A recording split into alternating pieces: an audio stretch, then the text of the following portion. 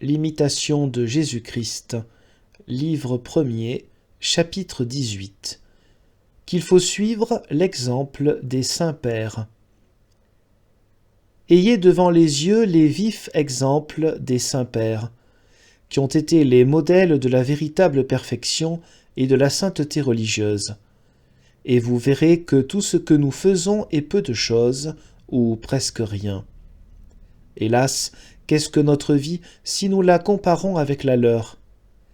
Les saints et les amis de Jésus-Christ ont servi le Seigneur dans la faim et dans la soif, dans le froid et dans la nudité, dans le travail et dans les fatigues, dans les veilles et dans les jeûnes, dans les prières et dans les méditations saintes, et dans une infinité de persécutions et d'opprobres.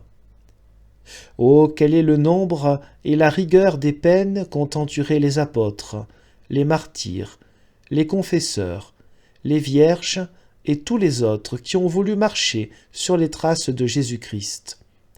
Ils ont haï leur âme en ce monde pour la posséder dans l'éternité. Jean 12, verset 25.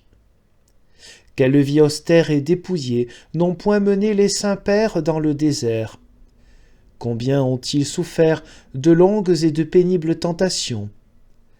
Combien de fois l'ennemi commun les a-t-il tourmentés? Quelle assiduité et quelle ferveur dans les prières qu'ils offraient à Dieu! Quelle rigueur dans les abstinences! Quel zèle et quelle ardeur n'avaient-ils pas pour s'avancer dans la piété! Quelles rudes guerres ne se sont-ils pas faites pour dompter leurs inclinations vicieuses! Combien pure et droite a été leur intention en servant Dieu!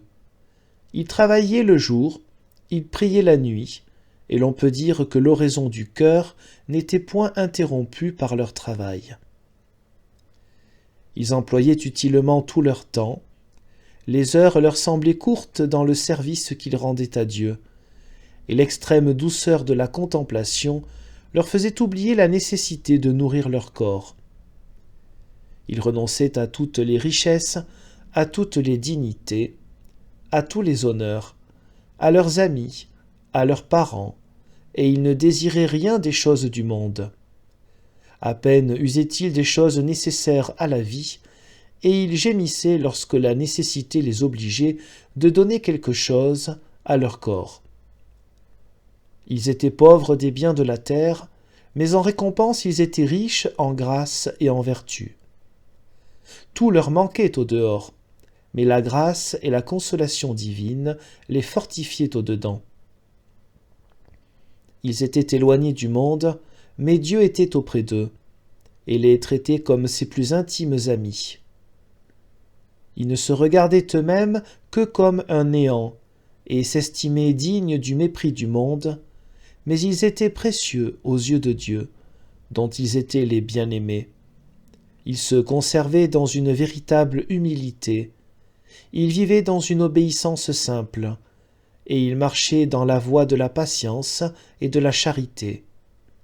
Aussi faisaient-ils tous les jours du progrès dans la vie de l'esprit, et obtenaient-ils de Dieu une abondance de grâce.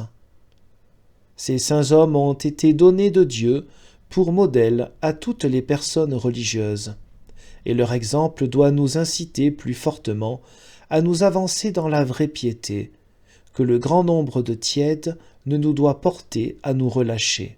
Oh, que la ferveur de tous les religieux était grande au commencement de leur sainte institution! Quelle était leur ardeur dans la prière!